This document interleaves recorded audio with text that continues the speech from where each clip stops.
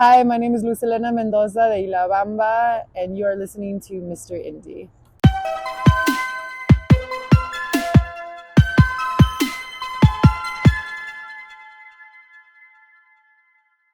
Dibujos de mi Alma fue la primera canción, una de las primeras canciones que escribí en 2020. No sabía que iba a haber disco ni nada, porque ya sabemos que todos estábamos pues tratando de averiguar what the hell was going on with the whole COVID thing and pandemic and how we felt in safe spaces. So I'm someone that always writes all the time, so estoy escribiendo all the time, y esa canción la escribí para una persona que estaba en una relación íntima y pues estaba como, trying to empower myself, and like song is always a collage of like my feelings and stuff like that. And yeah, Dibujos de mi Alma, literally.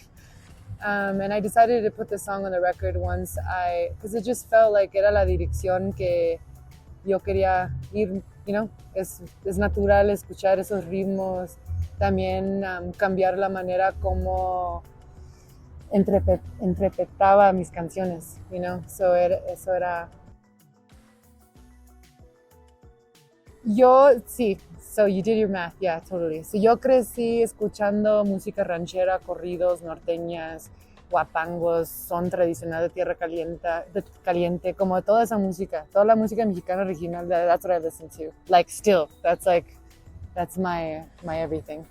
So growing up very sheltered, I didn't really know what was going on, and I heard things on the radio, but I didn't know what the top 40s, whatever, all like American music or whatever the fuck. I didn't know what was going on. So when I first heard Devendra Banhart on the radio and I was fucking 23 years old or 22, I was like, what the fuck is this way fucking singing these songs in Spanish who is not fucking norteños and corridos and shit, you know what I mean? And that really shows you how I was raised, you know what I mean? So it's like, well, how come you didn't know anything else? Well, I was raised very sheltered in this way, whatever.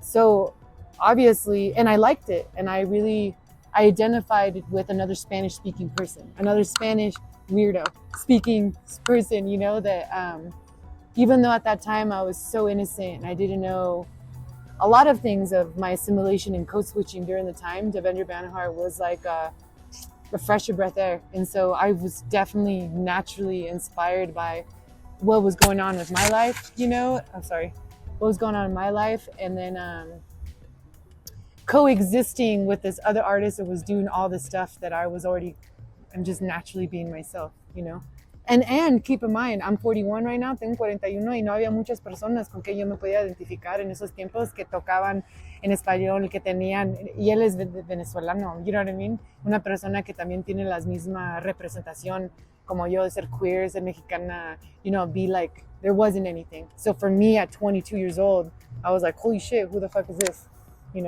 So yes. And then the collaboration, I've always wanted to do it, and it happened in 2020.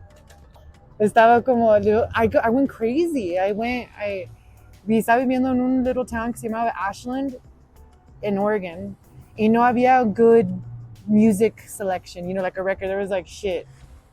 So I fucking ordered that shit. I would talk to mis amigas con el dueño de un viejito allí, de que he owned the CD store right next to the piercing shop, because I used to be a body piercer. And I would just go in there and spit on my breaks, just like order Black Babies, Oh Mio, My, Niño Rojo, like, and Rejoicing in the Hands, like, Oh Mio, like, todo eso, como, es por eso. Like, I had to surround myself with it, yeah.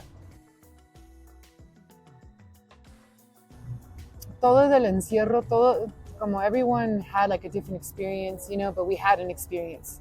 Our experiences were definitely altered from what they were originally to like what happened during the shutdown. For me, yeah, I mean, I've been feeling alone because I'm getting vulnerable, and everyone should be fucking vulnerable. I hate when people are like, te voy a decir algo, cuando everyone's like, oh, Elena Mendoza y La Bamba is vulnerable on this record. I'm like, who the fuck isn't? Like, why glorify this vulnerability, that we should all already have? Anyway.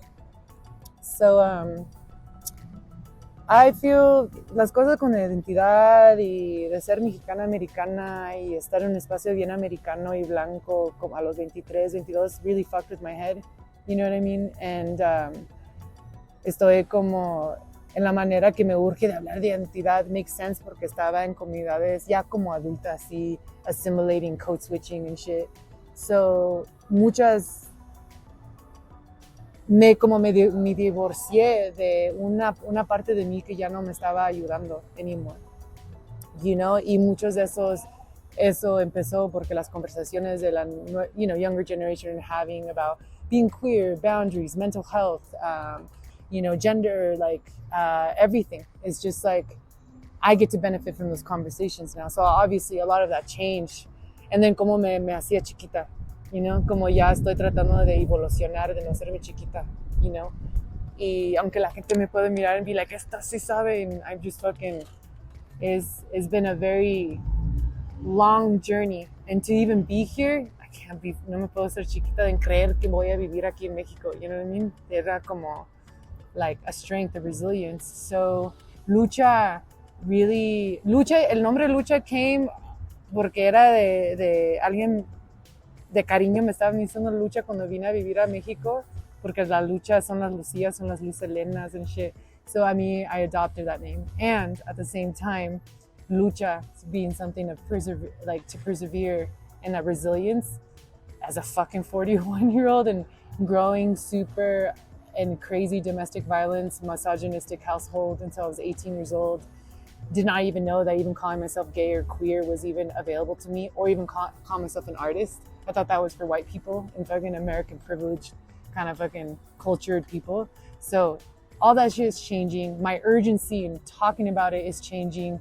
It's está como acomodando para dar más espacio en otras conversaciones que son sanas. Que aunque esas son sanas, estoy como en un learning curve de reconocerme, you know, y de deconstruct todo el fucking cis, fucking patriarchy, all this shit. You know what I'm saying? Even how I'm attracted to someone or attracted to people, you know, and I even just romantically did as like as community and shit. So a lot of that shit's changed. The stronger I get, the more I realize who are my people, who are not my people. And it's hard and it's lonely, you know? So yeah, all of that has a lot to do with that. And if you knew how I was raised, oh my God. Like I grew up with like such a macho dad, fucking couldn't say shit, couldn't talk on the phone, couldn't do shit, couldn't have relationships, couldn't go try out for couldn't do anything. So to me, that really teaches me of the patriarchy, and at its worst, the most violent, one of the most violent examples, you know. And so when I come here, I get to see that caricature. I fucking see that shit. I already know, you know. Yeah. I didn't live here. I didn't grow up here, but I have the emotional intelligence to see that fucking really deep ass motherfucking wound, the illness of that shit. So I feel different. Sí, es una foto de mis hermanos y yo. Nomás los dos, tengo 3 hermanos. Y Halloween is my brother's favorite holiday. He loves it. So era un ode and to highlight them, to highlight my childhood, to highlight, I'm gonna cry, but to not forget the things that we lived. Even though all those deconstructing is a whole other fucking shit. And I have beautiful bros that were also a victim to patriarchy and fucking misogyny and shit. And they have to deconstruct all that fucking shit. So hard. So fucking hard. But yeah, es como, yo crecí con ellos, man. Yo los quiero mucho. Aunque hay como, you know, todas las cosas we can't, you know, it just is what it is, you know? So yeah, it's for family. I always do that, you know? It's just, yeah. It's nice. Yeah. Me quiero mis hermanos, ellos me quieren a mí, pero ellos no saben cómo preguntarme, ¿cómo estás? Como, your queer experience, or you, they don't know how. They're so in their masculine, their toxic masculinity, but they're so good. They're so good, but they're fucking 42, 38. We have that generation has to deconstruct a lot of shit. Yes, everyone does, but I feel like the youth, yes, like the youth is fucking, yeah, call it out, but they forget what it's like to be fucking 42. They don't even know what it's like to be 42. and deconstruct. Just wait, when you're all fucking 42, the things that you have to deconstruct that the younger generation. Anyway, there's like this wiggle room of learning curve and shit. Shit still has to get done, but I hurt for my family, you know. I hurt. Anyway, to carry all that shit, to be so empathetic and carry that shit, and then still have your limits, your boundaries and shit, it's like it's like hard to have. Yo no sé cómo recibe el público, o sea, no quiero empezar de, I don't know, pero la cosa que yo he mirado cuando la gente viene a hablar conmigo después de un show, nos conectamos como si es, oh, we're queer, o yo también crecí en una casa así bien violenta, o yo también crecí chicana, o, you know, eso es lo que yo aunque es mucha energía, yo sí me soy presente con las personas que vienen a hablar conmigo, porque me interesa hablar de estas cosas, porque a mí me urge y yo necesito conversaciones así. Los espejos, pues, you know. Entonces, eso es la experiencia que yo he tenido, que quiero nutrir en mi comunidad de fanbase, like my community fanbase, to like talk about shit. I'm like actually really like, I need that. I need that community. You know what I'm saying? So I don't want to be like, oh, it's well received. I don't fucking know. I'm just being a person. It's like being like, how do people take you when you're walking around and talking to people? I don't know. I hope good. I hope people just get exactly what they need with openness and shit. But yeah, I hope that people, when they do come to my shows, are having an authentic experience, as I'm also having an authentic experience up there. Not being perfect doesn't mean I'm not play a show really good. It's just come as I am, be who the fuck I am. So it doesn't really matter what song I play. It's just how I feel inside. And so that's why we all need good community to feel safe in, right? You know? And then my community has ebbed and flowed. It was like white people, dudes. And now it's like, where the fuck are my queers? Where the fuck are, you know?